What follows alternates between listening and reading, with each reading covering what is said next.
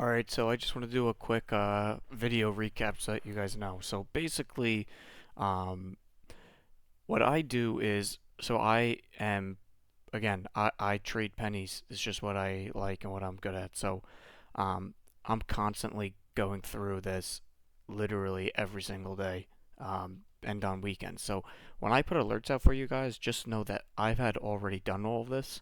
So you don't need to, but if you want to learn, this is what I do. So I literally go into Finviz.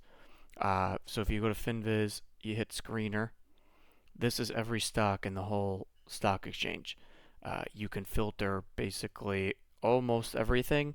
The only thing is, like, I wouldn't go based off of like if it says AAAU is, a 10 mil float. Most of the stuff is inaccurate on Finviz, but it's good for finding tickers.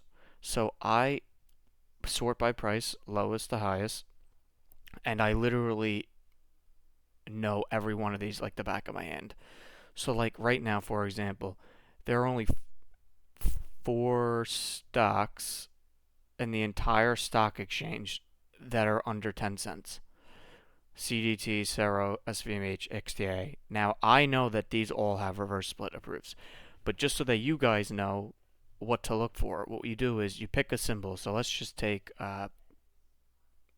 CDT. Go to Dilution Tracker, right? This is free. You just have to make an account and type in CDT. CDT now tells you to float 81.89 million, but they can dilute up to 116, right? So the first thing that I do is I hit filings and I look for a notice of delisting or failure. This will tell you right here what their compliance situations look like. So right here you can see that the company was provided 180 days or until February 10th to regain compliance. So I know that they have until February 10th to regain compliance. Uh, Now, if you read this, sometimes it says things like this: the company stockholders approved an amendment to the second blah blah blah. The company issued shares, blah blah blah. So this is basically saying that they have a reverse split approved. So what I look for when I trade pennies is one, what's their compliance date until? Two, do they have a reverse split approved or not? A little quick thing you could do is on the left here on Dilution Tracker is you could hit reverse split. If you hit Control F, you can search the symbol. So CDT, vote approved. If I type in, let's say another one, Cero, vote approved. So you'll know if they have votes approved or not. I do not swing these trades that have reverse split approved.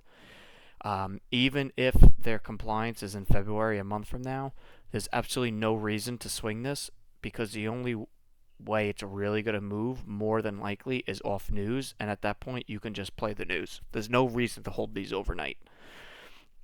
So you go through. Now what you want to look for, what one big thing that I look for is, like, let's take EYEN for example. I was pounding the table on that and it ended up going, I think, almost 400%. So Iron, if you look back in December, they filed a pre-14A. Now, a pre-14A is basically just letting you know that they're hosting a stockholder meeting. Now, these usually are done to approve reverse splits. So if you scroll down, it'll tell you the date of that meeting, which is January 21st for EYEN, and it says to approve a proposed amendment to the reverse stock split here. So what that means is that when I was pounding the table in December about this, I was so bullish because I know for a fact they can't do a reverse split for at least a month. And if you look at the delisting here, it tells you that they have until March 17th, 2025 to regain compliance. So they don't have a compliance issue, they don't have a reverse split issue. The only thing that they have is technically if they do an offering, but listen, that's just really the case with any stock. But from like the nutshell of swinging it, I'm comfortable with this because there's nothing that's going to drop unless there's an offering. But but to be honest, usually on news, like when penny stocks are at bottoms, they don't just throw offerings out. They usually put an offering into volume. So what would happen is they would put let's say news out, and then like you see it all the time, and then later that day or the next day they do an offering. They don't just throw an offering most of the time at stocks that are just sitting at bottom until without getting a pump out of it beforehand first. Um, so that's why I was so comfortable holding this, because it's at bottom, it's very little risk, and there was so much time before they had any issues. So I'm okay swinging that, and I do that for each one, and I make lists of which ones have compliant issues, which don't. Um, you can go by sectors. A lot of you asked me about Acon. Now I know that Acon, if I go to here, is a healthcare stock just from knowing that was sitting at, that actually filed an S1 and was at like 14 cents. But I know that Acon has a 10 mil float. It's super, super, super, super low for a stock at this price. Even if you go to the filings here, the recent 10Q, it tells you right here, as of November 14th, there were 10.4 mil stocks outstanding.